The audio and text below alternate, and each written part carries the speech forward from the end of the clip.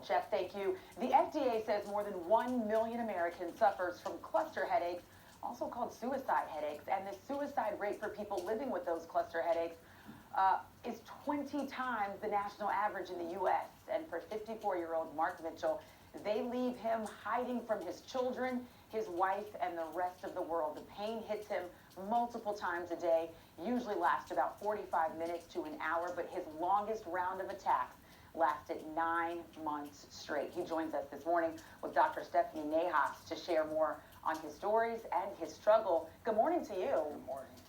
Geez, when I read your story, I was just floored to hear some of the details. This started for you at 30 years old. And kind of take us back to that time. What were your symptoms? How did you know this was different from a regular headache or migraine? They start in the middle of the night, usually at the same time every night. And Okay. then we get them maybe for 4 or 5 weeks, and then it would go away. And by the time you can get to a doctor to get an appointment, get in, It's over. It's over. So it's that quick, yeah. And they only last about an hour. So it's kind of a quick, painful. Kind of talk people through this. I think it's hard for them to understand what you went through. What's the difference between a headache or a migraine and what you experience?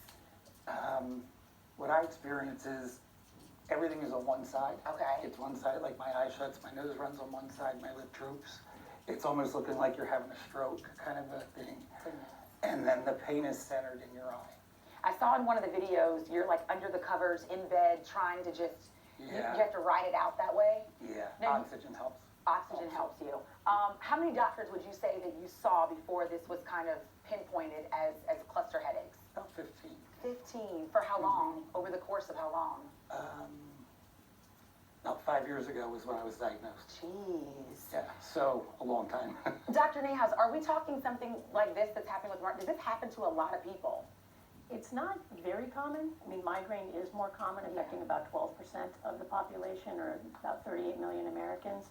But cluster is about as common as multiple sclerosis. Really? Everybody's heard about multiple sclerosis. It's a much more visible disease. Cluster headache is one of our invisible diseases because nobody just looking at you would know you have it, right? Right. That does make it a struggle sometimes when people can't identify and see symptoms or see things that happen to people. Why is it called suicide headaches, though? Because the pain is so bad that some people, the only escape for them was to take their own lives. I once heard a person with cluster headache say, and this was a very impactful statement, the pain is so bad that you're afraid you might die, but then after a while, you're afraid you're not going to die. Jeez. And so you have relief now. There's a new FDA device because you told me you got Correct. so tired of taking medication after medication and all the side effects. Right. And yeah, Gammacore came out with a device, and it's a nerve stimulator.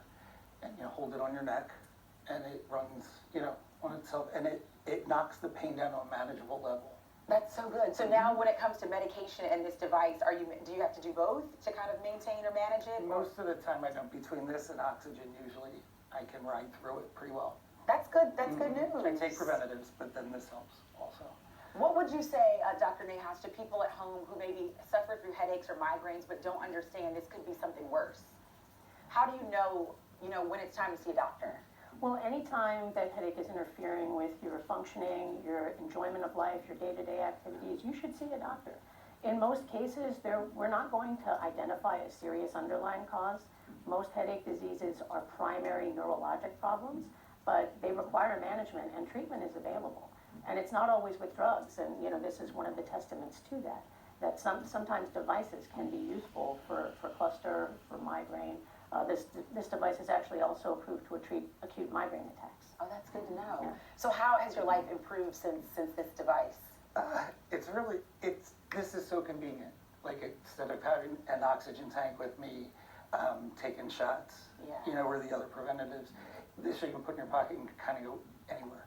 And so you use it several times a day to kind of maintain? Yes. That's Yeah, as soon as I good feel news. one coming on, I start using it. I bet your family's happy.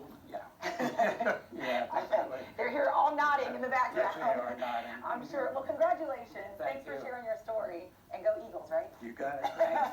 Thank you, Dr. Nahas. All right, quick break. We'll be right back.